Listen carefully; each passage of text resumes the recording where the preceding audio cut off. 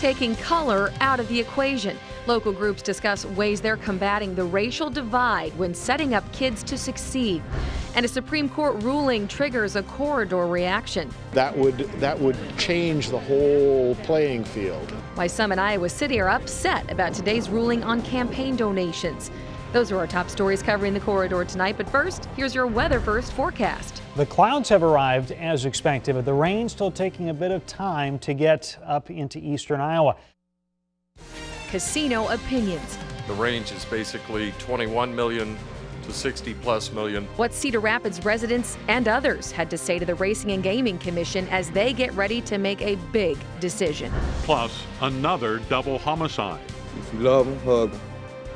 That's all I got to say. What Cedar Rapids police and residents are saying about last night's deadly shootings. These are our top stories covering the corridor tonight. But first, here is your CBS 2 Weather First forecast. In the southern half of the corridor, we're dealing with some fog for tonight.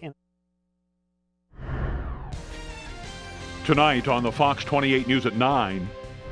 It's scary. It's very scary. Why 2 eastern Iowa schools are reminding students to look out for strangers. Plus, closing the gap.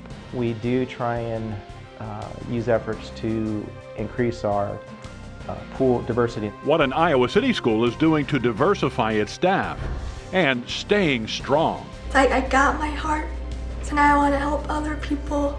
How this corridor teen hopes her life-saving journey will help others. All of Iowa's in need of a warm-up. Whether this weekend will be a better time to get out and play and perhaps even get some yard work done. Coming up in your Weather First forecast. Parents of students at 2 Cedar Rapids schools are being told to stay alert after reports of suspicious vehicles following kids. Far from standard. It's a whole nother animal. The unique challenges that firefighters face when fighting a fire in a high-rise and how they prepare for that situation. Plus, shifting focus. The changing role of one Eastern Iowa group created to help people get insured before today's Obamacare deadline.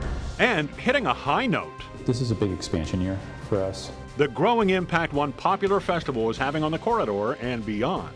Now, the corridor's top stories. Tomorrow's weather forecast in the first 10 minutes. This is CBS 2 News, 10 at 10. The investigation into what caused a large fire in a historic downtown Des Moines building has many people wondering about vacant structures in our area.